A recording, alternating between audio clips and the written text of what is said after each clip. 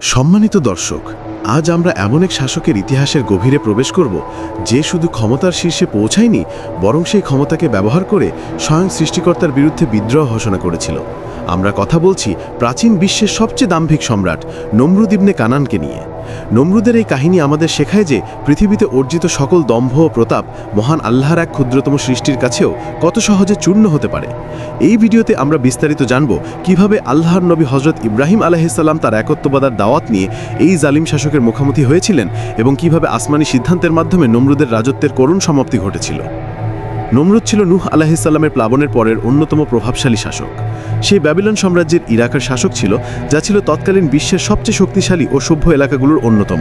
তার রাজত্বের মূল ভিত্তি ছিল বিরাট সামরিক শক্তি, যা তাকে পৃথিবীর 4 কোণে কর্তৃত্ব প্রতিষ্ঠা করতে সাহায্য করেছিল, সম্পদের প্রাচুর্য যা তাকে ভোগবিলাসে মত্ত করে তুলেছিল, অহংকারী দাবি, এই সীমাহীন সম্পদ ও ক্ষমতা তাকে ধীরে ধীরে আল্লাহর অস্তিত্ব অস্বীকার করে নিজেকেই খোদা দাবি করতে প্ররোচিত করেছিল।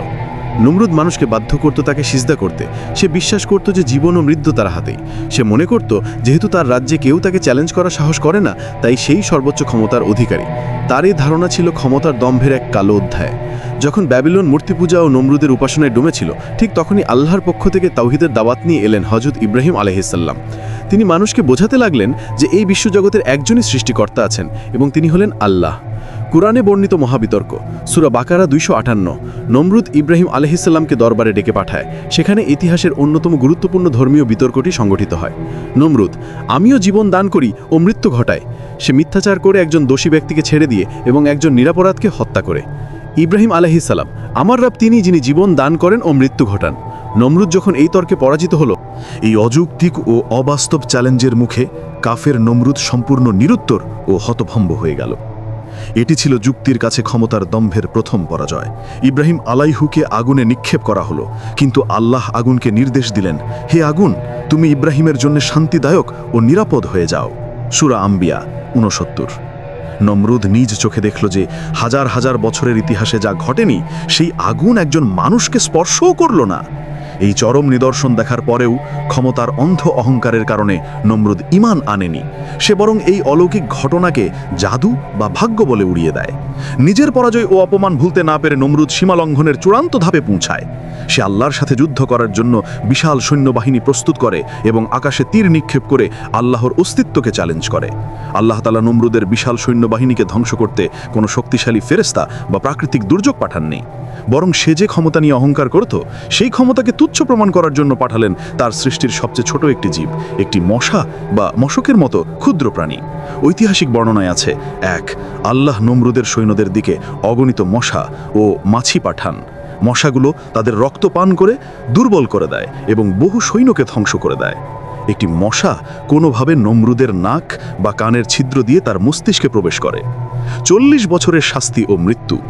মশাকি নমরুদের মস্তিষ্কের ভেতরে কামড়াতে শুরু করে।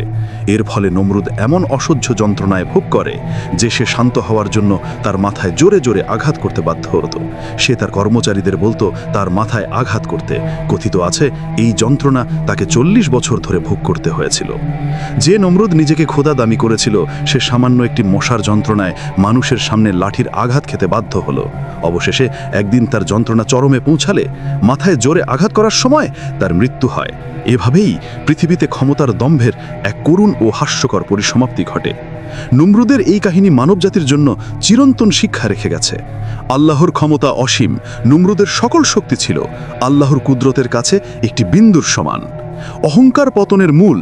ক্ষমতা বা সম্পদের কারণে অহংকার করা চরম নির্বুদ্ধিতা, কারণ আল্লাহ তাআলা যে কোনো দুর্বলতম সৃষ্টির মাধ্যমেও অহংকারীকে ধ্বংস করতে পারেন।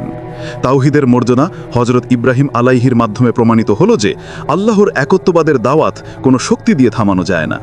এই ভিডিও থেকে আমরা শিক্ষা নিই যে আমরা যেন কখনো আল্লাহ দেওয়া নিয়ামতের শুকরিয়া ভুলে গিয়ে ক্ষমতার দম্ভে মত্ত না হই। আপনি কি মনে করেন, বর্তমান যুগেও কি নমরুদের মতো জালিম শাসকরা আছেন? আপনার মতামত কমেন্টে জানান। ভিডিওটি ভালো লাগলে লাইক ও শেয়ার করে আমাদের চ্যানেলটি সাবস্ক্রাইব করুন। জাযাকাল্লাহ খাইরান।